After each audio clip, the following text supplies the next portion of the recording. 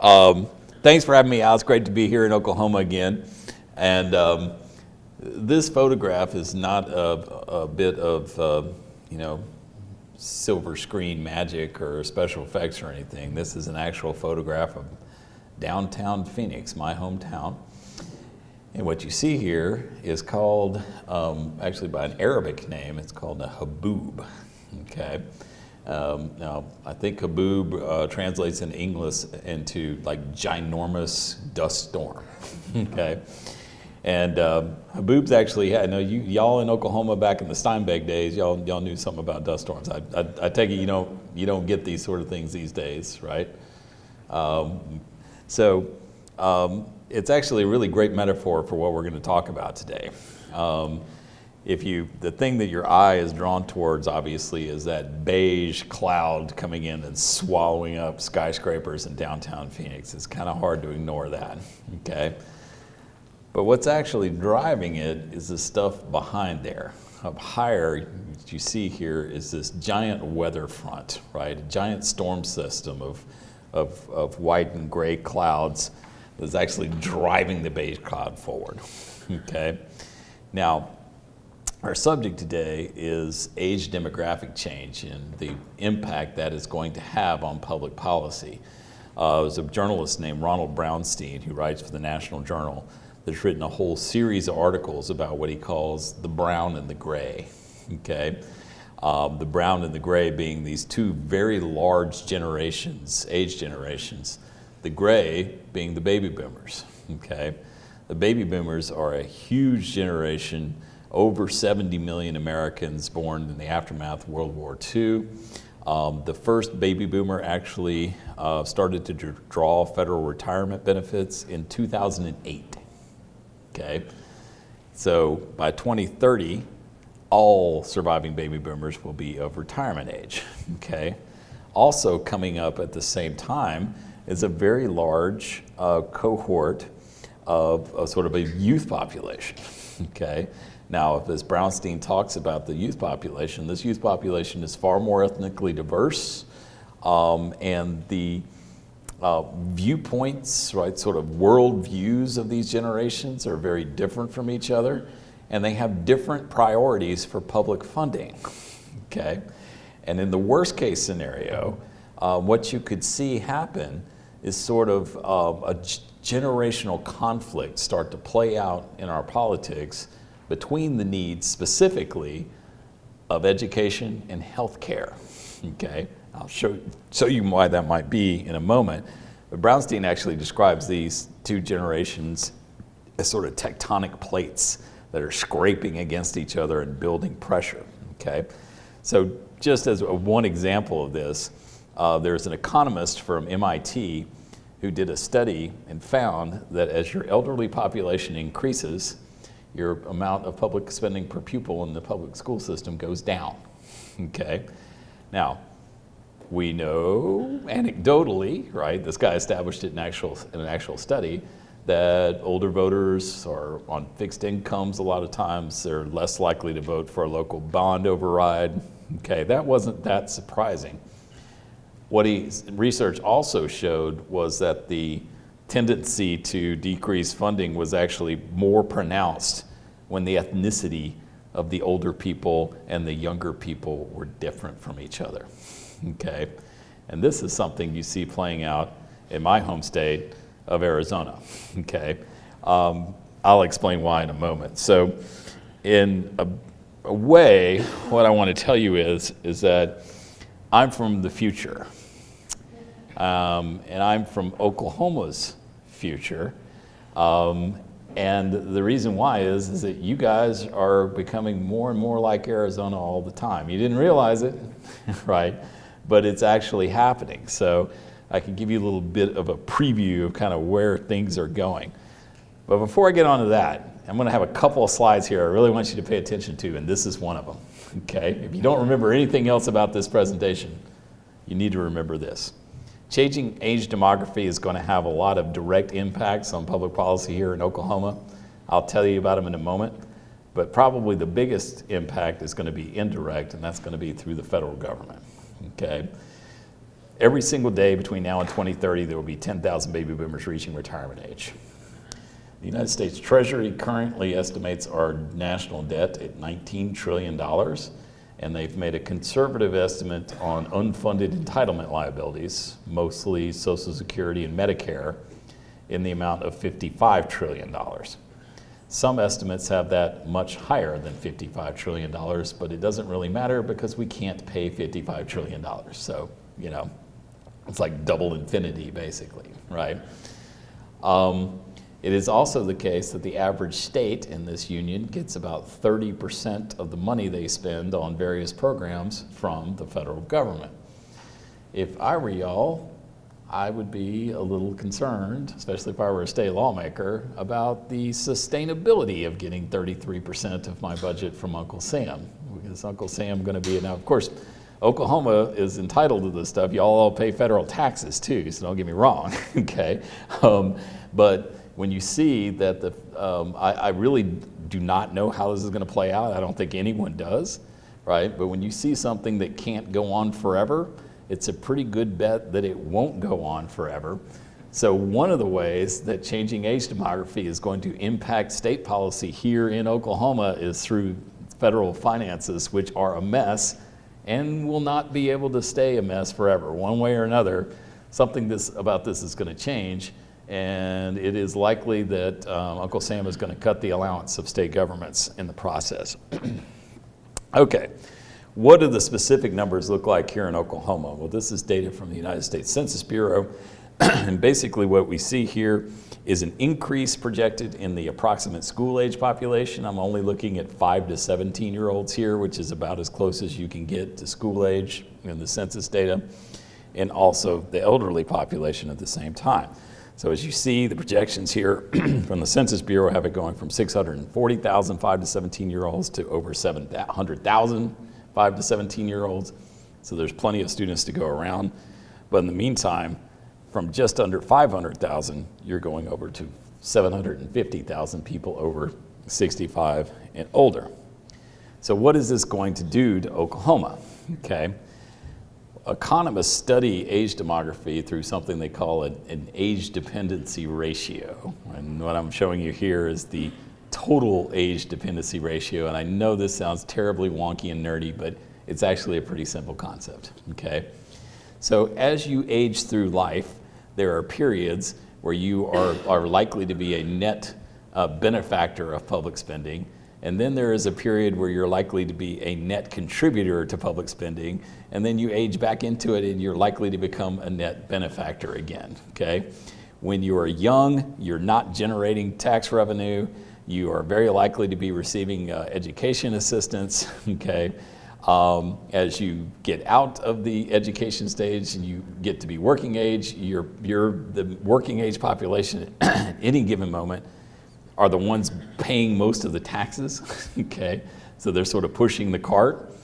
And then as you get to be elderly, you pay less in taxes, you typically go into a fixed income, and you're more likely to be receiving state assistance, especially on the healthcare front. Now, it's not to say every single person is in that boat or anything like that. It's not the case that every person over the age of 65 is dependent or anything like that. I personally know people that are over 80 that I wouldn't trade an army of 23-year-olds for, okay? But this is painting with a very broad brush, okay?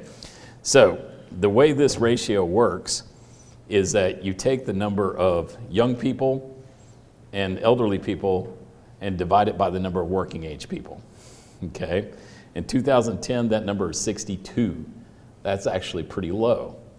Low age dependency ratios are associated with high economic growth, right?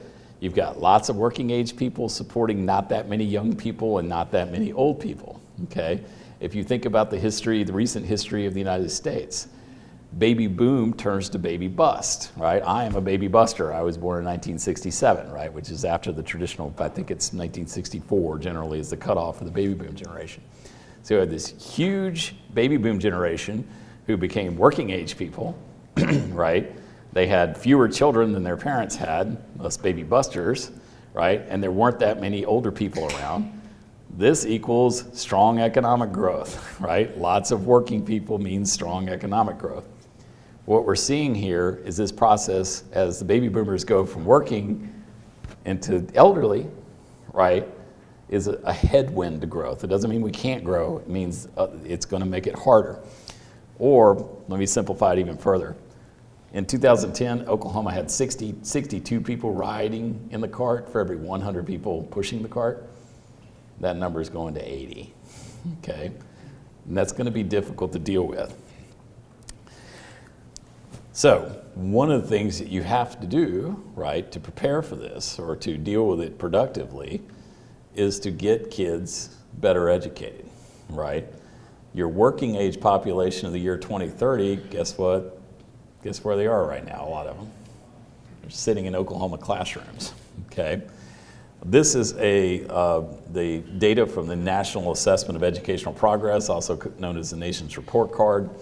I'm looking specifically here at 8th grade reading scores, and from 1998 to the most recent figures in 2015, okay? Now, what you see here in the blue columns are kids scoring below basic, okay? Below basic is, you know, a euphemism of sorts. We could call below basic nowhere close to grade level. We could call it functionally illiterate. You know, it's somewhere on that spectrum, okay? You want that number as small as it can possibly be, okay? The red columns are kids scoring proficient or better, okay? Proficient on NAEP is a very high bar, okay? If you're proficient on NAEP, you are internationally competitive, you're ready to take on the Europeans, the Asians, or anybody, okay? The highest scoring state in the union is Massachusetts, and their numbers, again, just to put this into perspective, are in the 50% range, a little over 50%, okay? Now, Massachusetts compares well to the Asian and European countries in their overall results and all you know, because you can take this test and compare it to things like PISA and international scores, okay? There's been some, you know, recent progress on the red side in recent years, right? This is not where you want to be, right? Because again, think about this in terms of the cart, right? The worst thing that can happen to you is if your working age population isn't working in 2030, right? You really want to avoid having these kids on the couch, right? Because they're unemployed, they won't be kids anymore, right? You get my point. It's imperative to drive those blue columns down and to drive the red columns up. Okay, why is it challenging to have a larger elderly population? One of the reasons is the Medicaid program, okay? I'll show you some budget numbers in a second. And this is confusing because we have two federal health care programs, one of which is Medicare and one of which is Medicaid. One of them has something to do with state finances and one of them has nothing to do with state finances. What's confusing about it is that the federal government and the federal government alone finances Medicare, and Medicare is a program exclusively a health care program for people age 65 and older, okay? You don't need to worry about that, that's Uncle Sam's problem, okay? Medicaid is thought of as a health care program for the poor, but what people don't understand is that many elderly people use both Medicare and Medicaid. Okay, we have elderly people who qualify for Medicaid, and what this chart is showing you is that on a per enrollee basis, elderly Medicaid recipients are very expensive, okay? Now, the Medicaid is financed jointly through matching funds, so the state puts up money and the feds send down money, okay? One of the things you have to be concerned about is like, how long is Uncle Sam going to be good for his part of the matching funds, right? But if you've got a large increase in your number of elderly people coming and you see this type of data, right, this is a concern in terms of the state budget in Oklahoma, okay? Let's take a look at the state budget in Oklahoma and what the recent trends have been, okay? This is data from the National Association of State Budget Officers, NASBO, and there's a few caveats that should be understood here.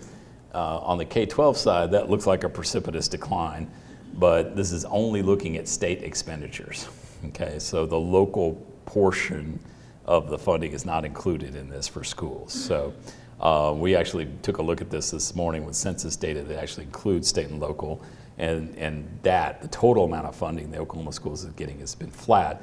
It's just that in recent years, more of it has been coming from local property tax payers. So having said that, you can see already the very large increase in the Medicaid funding. And basically when something goes up between these columns, something else somewhere else is going to wind up going down, right? And the concern would be that as your Medicaid spending continues to go up, it's going to be putting pressure on these other categories, all of which are things that people care about, right? So in other words, you can't have increased Medicaid spending without it costing you somewhere else. Okay, so now let's kind of talk about some solutions. One of my favorite movies is The Aviator, and I love the way he just babbles about the way of the future, right? So you guys are one of the states that has been enthusiastically pursuing education savings accounts. Education and savings accounts and school choice broadly itself is not enough to fix the problem I just showed you, okay? Education itself requires a number of different solutions, but the thing about parental choice is that your system will never be as good as it could be without it, okay? There's other things you can try to do to improve outcomes, but unless you have a system that allows parents to actively seek out the best fit for their own child, right? There isn't anything that the state government can do to replicate that as a source of improvement, right? I'm a parent. I have 3 children.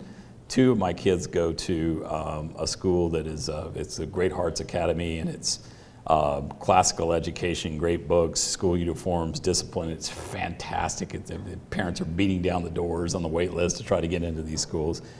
But my oldest son, his Ramones t-shirt would clash with the school uniform. He's too much like his dad. And so I have him going to the Arizona School for the Arts, and he plays the trumpet there, and he loves it, and he's flourishing there, right? And they're also fantastic, very different, right? Now, you know, the Arizona Department of Education can never do that, right? I can do it as a parent because we've embraced parental choice in Arizona, right? In the absence of that, right, you don't get the kind of improvement that you can.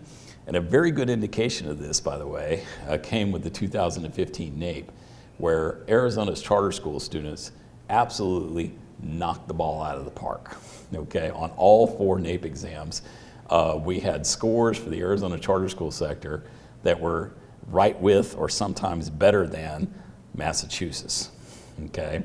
Massachusetts is spending twice as much per pupil as Arizona charter schools are spending. We have far more economically disadvantaged, far more minority students going to charter schools in Arizona than are in the public school system in Massachusetts, and we're right there with them academically. Does that mean every charter school in Arizona is good? Nope, but we're closing the bad ones, right? And we're expanding the good ones, right? And we're letting parents do that sorting, okay? And over time, what you see is something that's really remarkable, okay? So that is kind of where we can head here, and I think that ESAs have an even greater potential than that. All right, now this is a map of different states that have been pursuing policies. The purple states actually have ESA programs in place, most notably Nevada. Nevada went for a statewide ESA last year. It is currently tied up in court. We're hoping for a decision to resolve that in the next couple of months. A very bold policy and something they really needed. The public is very supportive of the ESA program in Nevada because the public school system in Las Vegas is unbearably overcrowded. The superintendent of Clark County, which is Las Vegas, was quoted in the New York Times as saying that they could build 23 new elementary schools tomorrow, and the next day they'd be overcrowded and surrounded by portable buildings, okay? The HR director for the Clark County school system was quoted as saying, she was talking about the 5,000 substitute teachers and long-term substitutes they're using, because they start off every year with 2,000 teacher shortage, and they do everything they can to get it down. They start the year with 1,000, so they're 1,000 teachers short. Okay, the HR director was quoted as saying, "We're really fortunate to have these substitute teachers, and some of them even have BA degrees." Okay, this is what we're facing, folks. Nevada's at the cutting edge of it. Nevada's a retirement destination. Their elderly population is growing, and their youth population is growing at the same time.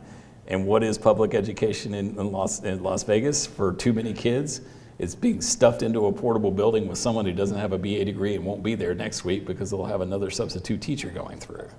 Okay, we can do better than that, right? So. The key to the ESA program is a broadening out of the things that are allowed to be done. A traditional school voucher program is, a wonderful technology, just like a rotary telephone was a wonderful technology. It was an amazing technology. It did this one thing and did it really well, right? But the iPhone or the Android that you're carrying around with you is an even more amazing piece of technology, right? Because it still does that one thing, but it also does other things, okay? And the ability for parents to customize, not just choose between schools, right? Do I want to go to this school or that school? That's what a charter school law does. That's what a school voucher law does, right? It's an all or nothing proposition. I'm going to take all my money to this school, all my money to that school. Again, wonderful thing to do, right? Very important thing to do to give people choice between schools. But ESAs are actually moving the conversation to not just a choice between schools, but also a choice between educational methods, right? And crucially, on this list of things, which is not exhaustive, by the way, the other way that ESAs are like an iPhone is that when somebody comes up with a new app, you just download it to the phone, okay? So the Nevada lawmakers actually figured out a way to include transportation costs as an allowable expense under ESA. They put a dollar amount on it, right? But you can use it and that solves a major problem, right? That's a major logistical problem for parents to get kids from one school to the next. And they worked it out and put it in the bill. Now the rest of us can do that as well. Of all the different things you can do, you can hire tutors, you can enroll your child in community college, you can get individual public school courses if they'll play along, you can do all these other things. I would say that the crucial one up here is the savings for future higher education expenses, okay? That actually gives the parent an incentive to be just as careful with ESA dollars as they would be with their own dollars, right? We'll talk more about that in a moment. The first ESA program passed in Arizona in 2011. Fortunately, we had a whole bunch of things to draw upon as sort of ancestors of the ESA approach, if you will, because I promise you we were not smart enough to figure this out on our own, okay? But there were other things that government programs have been experimenting with an account-based approach. Food stamps, most notably. Food stamps, a stamp was literally a different word for a voucher. It used to be a voucher program. They actually changed it to an account mechanism as a way to reduce fraud, right? And actually before the account mechanisms, it was 7% of total funds, were being misspent or whatnot. That went below 1% with the introduction of the account mechanism. But there are these other mechanisms we had to draw on. So why is it important that you can save for something besides K-12, okay? And this is actually a little 2x2 exercise that Milton and Rose Friedman came up with years ago, okay? And it basically says, okay, when you're spending money, you're either spending your own money or spending someone else's money, right? And, who are you spending this money on? You're either spending it on yourself or you're spending it on someone else, okay? And based on those two things, they divide these into these four quadrants. And, some of the money here gets spent a lot more, carefully than others, right? So when you're spending someone else's money on someone else, how careful are you with that money? Right? This is monopoly money you're playing with here, right? It's somebody else's money, and who you spend it on, not me, someone else. Okay. you're not cautious with that, okay? Let's just say that public school spending uncomfortably resembles that, maybe a little bit, just a little bit, okay? What about when you're spending someone else's money on yourself, okay? It's a little different, right? I'm still spending on me, right? So I still want to, get good stuff from someone else's money since I'm the beneficiary, right? But am I going to be cautious about, as I would if I was spending my own limited funds? Maybe not. Let's call that a school voucher program, okay? You're spending somebody else's money on yourself. You're going to seek highest value, right? You're going to find the best school you can. But do you have any incentive to be concerned about how much the school costs and whatnot, if the voucher is basically covering it? Is there maybe a better way to spend the same amount of money and get a better result? No, that doesn't enter into the equation. The same thing was true of a charter school mechanism, right? You're either going to this charter school or not. You're not worried about costs, okay? Oops, there we go. When you're spending your own money on yourself, right? Now we're at maximum efficiency, right? Now I'm not only looking for the best possible deal, I'm also considering opportunity costs. Yes, I could send my child to this school, but is it the absolute best thing for them, right? Could I use the same amount of money or maybe a little more, maybe less, right, and get an even better result some other way? That sets the stage for innovation, right? What is the incentives for providers when we're using something that looks like our own money on ourselves? You want to come into market with products and services that deliver the most at the least possible cost, right? That's how the normal economy works, right? This is why you can buy a 71-inch flat screen television set for $400 at Walmart right now, right? Whereas in the 1960s, you would have had something that was not nearly as good at that would be selling for the equivalent of about $8,000 something in today's dollars, adjusted for inflation, okay? Why? Because people are constantly trying to make better and better television sets for cheaper and cheaper. That whole process is foreign, for the most part, to the education process, but it's actually perfectly normal, right? And it's why we see gigantic efficiency gains, including in things that are services, right? The percentage of the average Americans that they're spending on food has gone remarkably down over the last 40 years, okay? That's a service. Someone's growing your crops and packaging them up for you and put them in the supermarket so you can buy them, right? It's gotten more efficient. Okay, hey Jason. One thing that you're going to hear, and I'm sure Jason's already heard it several times, is like, well, my God, how are you going to hold anybody accountable in this crazy, sprawling, chaotic system that you're talking about? What are you thinking, Jason? That's not doable. Don't you understand, right? And again, here, because look, we're not smart enough to figure this stuff out ourselves, but we can notice when other people do it, okay? The whole meaning of the word accountability, let's just say that we need to think about it more, okay? I just showed you those NAEP scores from earlier. Who's responsible for the 20-some-odd%? Who was held accountable for the 20-some-odd% of kids who are scoring below basic? I mean, really, right? Let's take Yelp. I personally don't use Yelp that much. I use something called Urban Spoon, right? So I'm in Phoenix and I want to go try a new restaurant.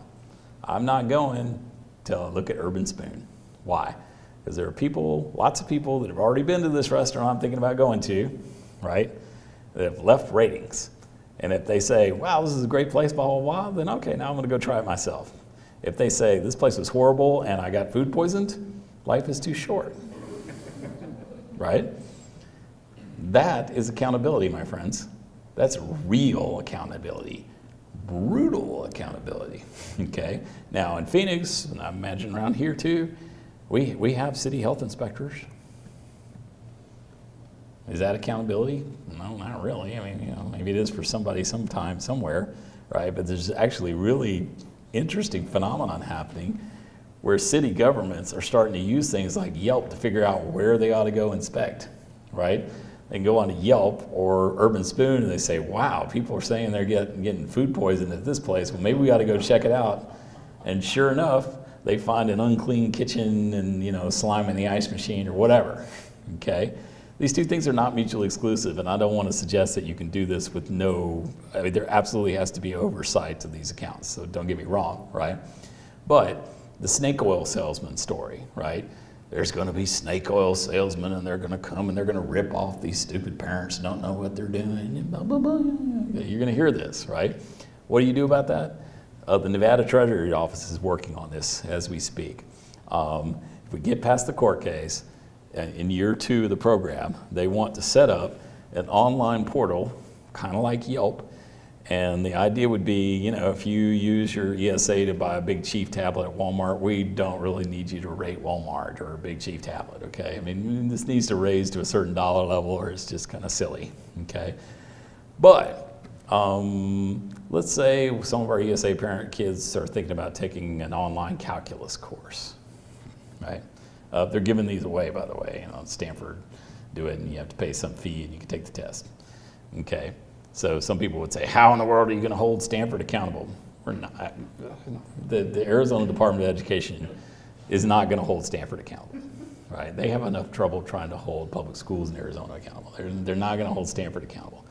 Do I care what someone in the Arizona Department of Education thinks about Stanford's course? No, I don't at all. Do I care what people who already took the course think about that Stanford course? Yes, I'm intensely interested in what they think about it. Why? Because they've actually taken the course. And if they say, you know what, Stanford sounds cool, but this thing was way over the head for a high school student, it's a bad deal, look for something else, gone, right? My search continues for something else, okay? When we've had these debates in Arizona, over end of course exams on online programs, literally our Department of Education says, well, we don't want to do that. We don't want to do that. Well, okay, great. Let's let parents do it, okay? Another great example is Uber. When you do an Uber, of course, you Uber somewhere and you rate the driver, 1 out of 5 stars. Did you know that the Uber driver also rates you as a customer? Yeah. And Jason over there may have like a 2-star rating, and if he does, he might be waiting. I mean, the Uber drivers have told me this. It's like, when I get a summons and it's like some guy with a 2-star rating, I've got better things to do with my time, right?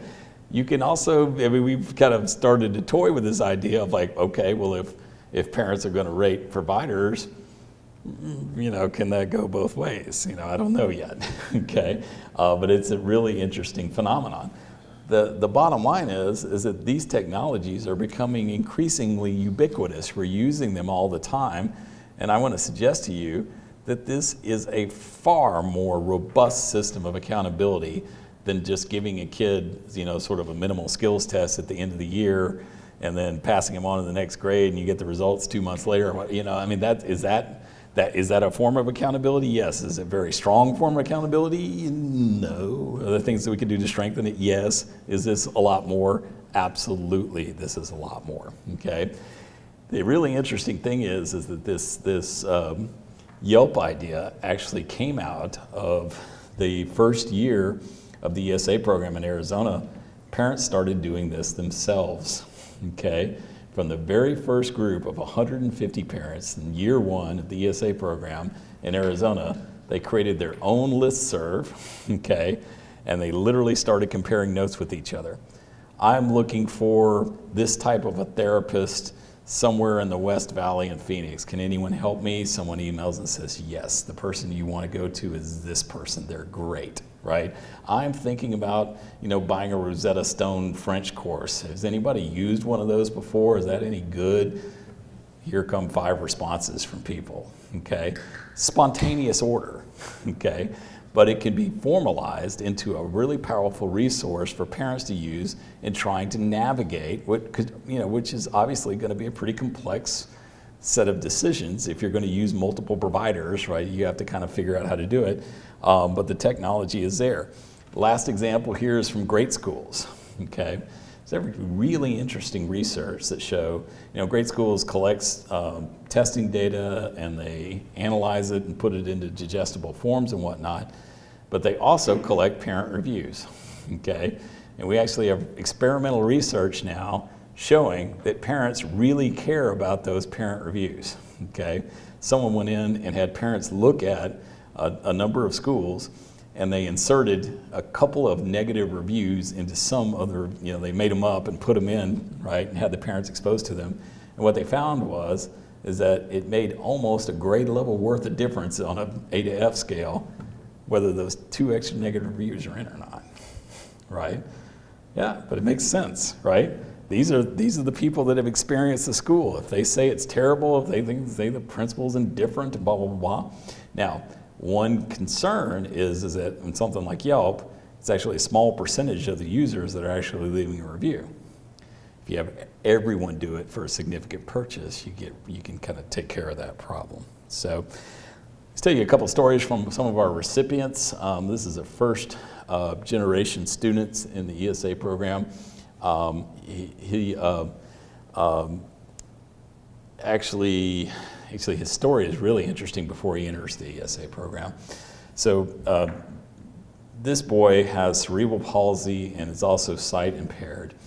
And his mother was on the verge of suing their school district, right? And under federal law, you can sue if a school district has failed to fulfill their obligations under federal special education law. I won't go into the acronyms and stuff, but they were at the point of doing that. Now the thing is that there's not very many attorneys that do this. They are kind of few and far between. So the attorney tells this boy's mother, Kathy, said, well, I'll need a $15,000 retainer. We'll get you going. You may win, you may lose. And Kathy said, that's not going to work for us, right? And God bless him, this attorney said, well, let me tell you about this new program. It just passed. Maybe this would be a solution for you, okay? Now this guy makes his living off suing school districts with, unhappy special needs parents. So that was it. He stored up some credit with that one, okay? Now, the first year, Jordan Visser. Jordan, first year in the ESA program, went to a private school, okay? And his mother told me, was it terrible? It was better than what was going on in the public school. I thought I could do better. Didn't go back to that private school. So the second year in the ESA program, what did Jordan's education look like? Jordan doubled the amount of therapy he was getting in his school district, okay, including equine therapy. This is the Wall Street Journal took this picture of Jordan. Equine therapy is actually very beneficial for kids with certain types of disabilities. It builds like core strength. He had balance issues, had trouble standing up. Is doing much better on that. Kathy hired a private tutor who actually was specialized in teaching reading to the blind. Okay. And Jordan has flourished, okay? Now, the really interesting thing is that Kathy actually goes to testify in the Arizona legislature on a regular basis.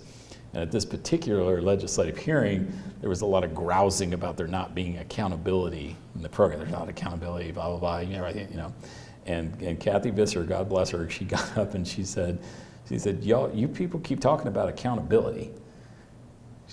I don't understand what you're talking about. See, look, everyone who educates my son, Jordan, is directly accountable to me. I hired them, I can fire them, and I will fire them if they don't do a good job. So what are you talking about accountability, right? Again, there's sort of faux accountability and there's real accountability. This is real accountability, okay? This is Mark and Max Ashton. Mark is the president of the Foundation for the Blind in Phoenix, and Max is his son. Max is blind. Mark's also is very active. Max was a first generation 2011 enrollee in the ESA program. Mark's story is basically that, so when we fund the ESA accounts, you get 90% of the funds that would have gone to the school district. Okay, the state actually realizes the savings. Okay, so Mark says, first thing I did is I enrolled Max in the best school in Arizona, Brophy Prep. There's some disagreement about exactly what the best school in Arizona is, but Brophy Prep is absolutely in the conversation. Okay, well, after paying for Brophy Prep, I still had money. So what did I do? I bought Max Braille textbooks. So now he has Braille textbooks. Well, what did I do next? I bought him voice recognition software. Okay. After all of that, there was still money, so he put it away for college. Okay. Max is a second-year student in Loyola Marymount now. Okay. And this was all done for less money. Okay. The Ashtons are absolutely thrilled with what they were able to do with the ESA program. Max isn't even in it anymore, and Mark goes out of his way to testify in favor of it. Okay. And in fact, Mark says that he had a daughter who was older, who had disabilities. This program wasn't around for him. And he said I really wish it had been around there for her when she needed it. So, what do we take away from this? Well, these are two Tom Cruises here, okay? And going back to our discussion of the haboob, one of these Tom Cruises has a plan to deal with it, right? And that Tom Cruise has DirecTV. This other Tom Cruise, he is imagining that he can just run away from the problem, and he has cable. So don't be that Tom Cruise, okay? Public education in Oklahoma is not going away, right? It is guaranteed in your Constitution. If we did a poll, we'd find the public strongly supports it, okay?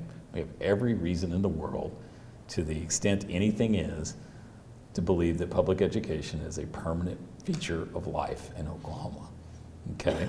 Based on the census projections, we can also estimate that it's very likely that 10 and 20 years from now, there'll be more kids going to traditional district schools than there are now, right? You have growing student population, okay?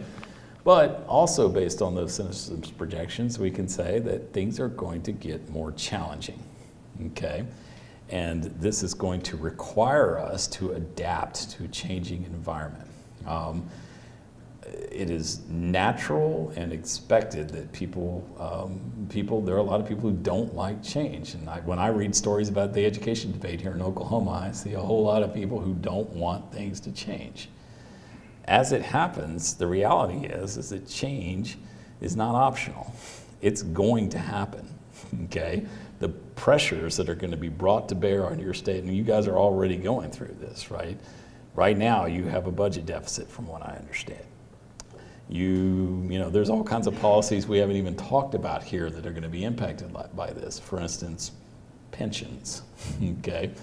Some people think it would be swell if we can just kind of keep everything the way that it is now. It's not an option, okay? The only question for Oklahoma is, do you adopt a rational plan to deal with the problems you face? And you've already got problems, and in some ways at least they are going to get worse. Or do you just kind of bumble your way into chaos? That's another option, and I can guarantee you there are going to be states that take that option. The most important thing that I want to emphasize is that this is not one of those, wow, someday you better do something about this. Someday Social Security is going to go broke. Someday this, someday an asteroid's going to, this is not one of those stories, okay? Because of the fact that you are educating your middle-aged, working-age generation of the year 2030, like right now. Like right now, you've got 8th graders sitting in a science class with a science textbook, and some of them can't really make it out. You can't afford that. It's always been a huge, extravagant waste, right? You can't afford kids going through high school not having prepared for success in college, nor having prepared for success in a non-college route, right? The sort of middling student that kind of like thinks they ought to go to college and then doesn't finish, right? We all know people like that. It's enormously expensive when you're expecting that person to bear the burdens that I showed you earlier, right? So this is a problem that you need to plan for, and you need to start addressing yesterday, okay? And the sooner and more vigorously you address this, the better off you will be. The most hopeful scenario here is for you to successfully grow and innovate your way out of this problem. And I think it is possible. It is absolutely possible, okay? This is both a crisis and an opportunity. I hope you'll take advantage of the opportunity. So with that, thank you very much, and I'll be happy to take any questions if we have time.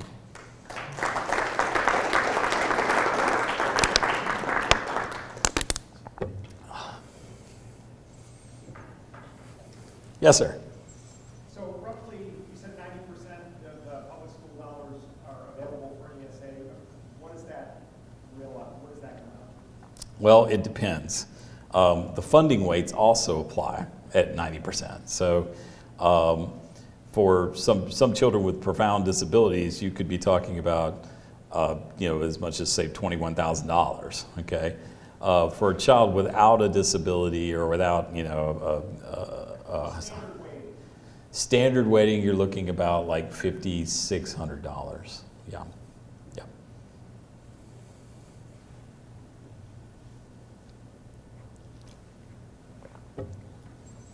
All right. Do you have any thought on what the right split is on the ESA?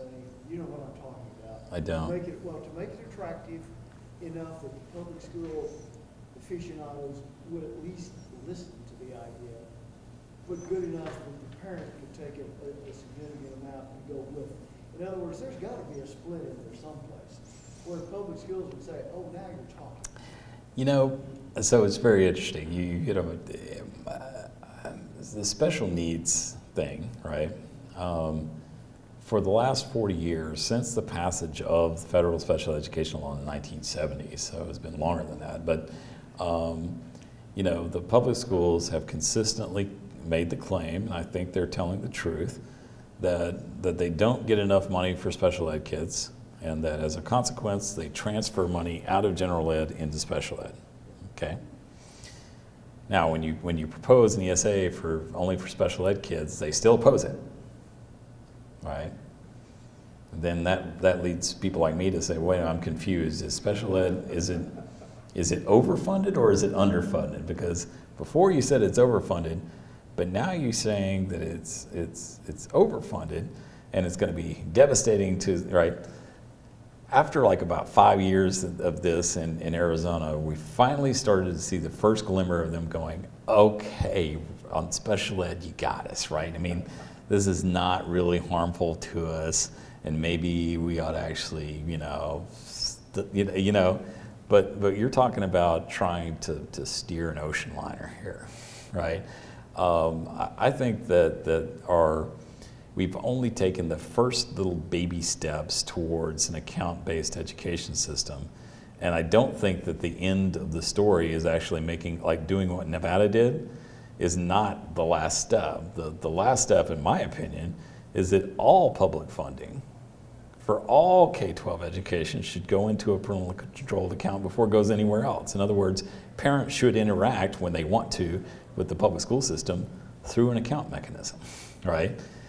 Now, it's going to take a long time to get there, and it's going to require a lot of discussion and a lot of disagreement and a lot of experimentation, and that's what we're doing now, are taking the first steps to just basically prove out the concept that you can actually, this is a radical departure from the way we've done things, but it's also going to be a process where we get to show benefits, right, and bring people around, and it's going to be a long fight, but it's one worth having. I agree with you completely. But we've run into a problem here in Oklahoma where the very hint of ESA, oh God, they're going to bankrupt the schools. We won't have a dime on it. Right. And it is not true, but that's what we're hitting. We're Yes. running into. Right. You all know who I'm talking about, Sean Hine. This guy's a goofball, but he's an influential goofball. So Yeah. Well, see, and experience helps to reduce that, right? So, for instance, Nevada did what Nevada did. Looks like, oh my gosh, this is an incredibly radical step. You're making every single public school kid eligible for an ESA. Surely death and destruction follows, right? Guess what? Fewer than 1% of Nevada public school children applied for the ESA in the first year. And that's normal, okay? That's generally how these things operate. And it's an underappreciated fact about private school choice. What's really important about private school choice is not how many kids participate per se, at least in terms of having a positive impact on the public school system.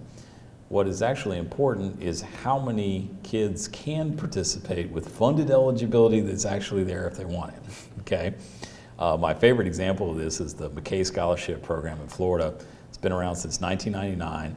Every child, all 330,000 children going to public schools in Florida with a disability have been free since 2001, statewide, to go and apply for a scholarship and go to a different public or private school, okay? So, it's 2016 now, we're getting towards 20 years on this. What do we find? We find that 6% of children with disabilities in Florida are using the McKay Scholarship Program. But what else do we find? We also find that Florida has the biggest learning gains for children with special needs in the public school system in the country, right? And that's not exclusively because of the McKay Scholarship Program, but what it's done is to change the power dynamic where people in Florida know that if they are not satisfied, they have an exit option, right? It's not crucial that they actually use it if they don't need it, but it's there if they do need it, and that changes a lot, right? So, but to your point, I mean, people look at these things in the abstract and they say, oh my gosh, we had an ESA in Oklahoma, all the, rain frogs and all this stuff. The more experience we get with these programs, the more self-evident it will be that these nightmare scenarios are basically fever dreams and not based in reality.